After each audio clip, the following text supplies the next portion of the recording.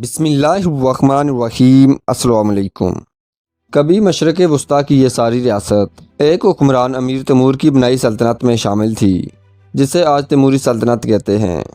ناظرین، امیر تیمور کی نسل سے ہی ظہیر الدین بابر نے جنم لیا اور ہندوستان کا پہلا مغل بادشاہ بنا۔ ناظرین، آج کی اس ویڈیو میں ہم آپ کو دکھائیں گے یہ تیموری سلطنت کیسے وجود میں آئی اور اسے قائم کرنے والا امیر تیمور کون تھا۔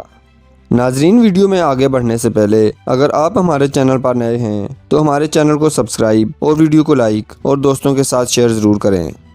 ناظرین، تیمور ایک ترک منگول قبیلے برلاس سے تعلق رکھتے تھے۔ چنگیز خان اور امیر تیمور دونوں کا جد امجد تومنا خان تھا۔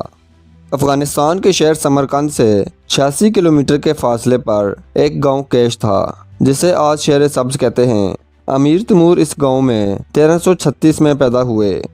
آپ کے والدین معمولی درجے کے زمیندار تھے۔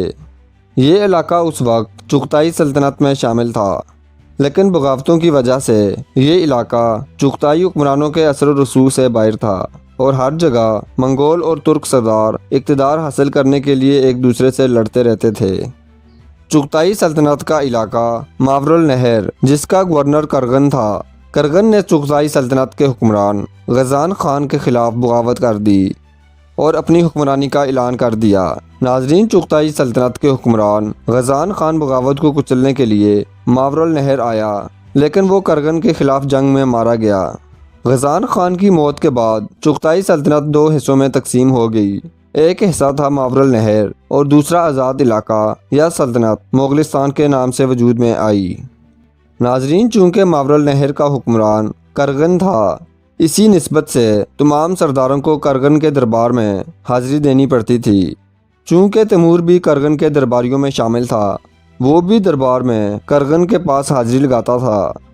تیمور نے اپنی قابلیت کی وجہ سے جلد ہی کرغن کا دل جیت لیا۔ بعد میں کرغن نے اپنی پوتی سے امیر تیمور کی شادی کر دی، لیکن اس شادی کے بعد سردار کرغن زیادہ دیر زندہ نہ رہ سکا۔ کرغن کی وفات کے بعد تیمور 1370 میں بلخ میں تخت نشین ہوا۔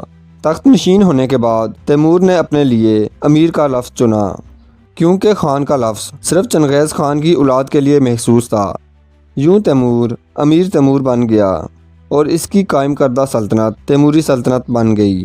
بلخ میں تخت نشین ہونے کے بعد امیر تیمور ان تمام علاقوں پر قبضہ کرنا اپنا حق سمجھنے لگا جن پر چنگیز خان کی اولاد حکومت کرتی تھی۔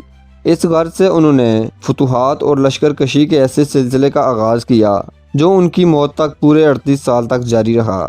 امیر تیمور نے اپنی حکمرانی کے ابتدائی سال مغلستان کے علاقوں کو فتح کرنے میں گزارے۔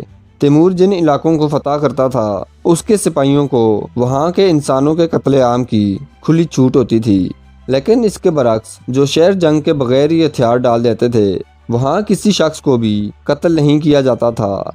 ناظرین، توختمش جو کہ روس میں منگول سلطنت کا حکمران تھا، 1376 میں اس کی سلطنت میں بغاوت ہو گئی اور توختمش بھاگ کر تیمور کے دربار میں حاضر ہو گیا اور امیر تیمور سے مدد کی درخواست کی۔ تیمور نے توختمش کو مایوس نہیں کیا، بلکہ اس کی مدد کے لیے اس کے ساتھ اپنی فوج بھی بھیج دی۔ اس فوج کی مدد سے توختمش نے اپنی سلطنت واپس لے لی، لیکن ان کامیابیوں کے بعد توختمش کی نیت میں فتور آ گیا۔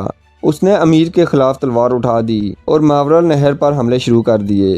ان حملوں سے تنگ آ کر 1391 میں امیر تیمور نے روس پر حملہ کر دیا اور 18 اپریل 1391 کو دونوں افواج کے درمیان ایک خون ریز جنگ ہوئی، جس میں توختمش کو شکست کا منہ دیکھنا پڑا اور امیر تیمور آگے بڑھا اور اس نے استراحان، ماسکو، کیف اور کریمیا کے شہروں کو فتح کر کے اپنی سلطنت میں شامل کر لیے۔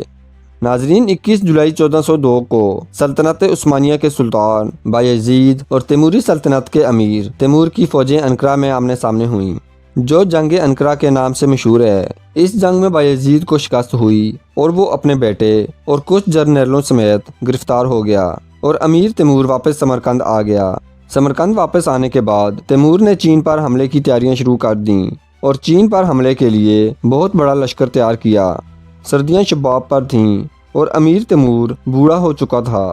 تیمور سیر دریا کو پار کر کے اترار پہنچا تو اس کی طبیعت خراب ہو گئی اور اسی جگہ امیر تیمور کا 18 فروری 1405 کو انتقال ہو گیا۔ اس کی لاش کو سمرقند لا کر دفنایا گیا۔